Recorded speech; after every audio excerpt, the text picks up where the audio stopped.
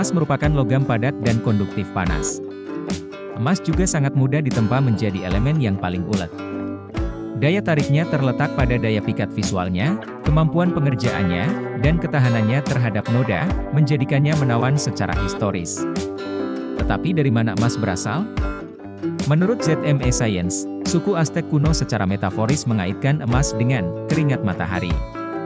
Sebuah konsep yang berakar pada legenda tetapi akurat secara simbolis.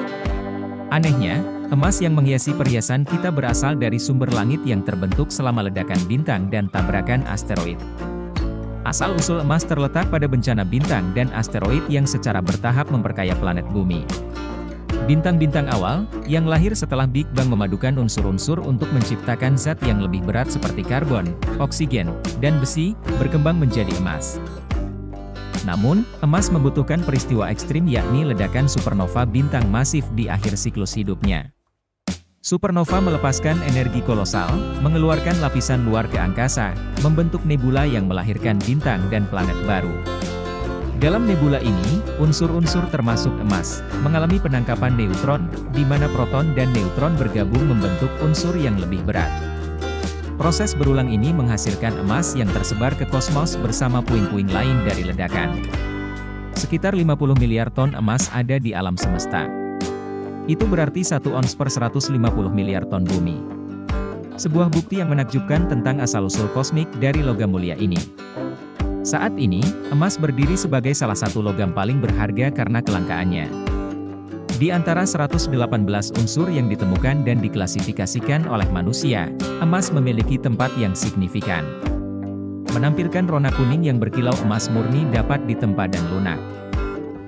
Akan tetapi, kelembutannya menghalangi penggunaan praktis sehari-hari dalam bentuknya yang murni. Untuk meningkatkan daya tahannya, majalah Ceriscut melaporkan emas dipadukan dengan campuran logam seperti perak, tembaga, platinum, palladium, dan seng. Sementara perhiasan tetap menjadi aplikasi utamanya, emas menemukan kegunaan di berbagai sektor seperti keuangan, elektronik, komputer, kedokteran gigi, kedokteran, ruang angkasa, produksi kaca, dan sebagai penanda pencapaian dan status. Emas tidak hanya berasal dari benda langit, tetapi juga bisa terbentuk di bumi. Mereka ada di kerak bumi dan terbentuk melalui proses yang berbeda.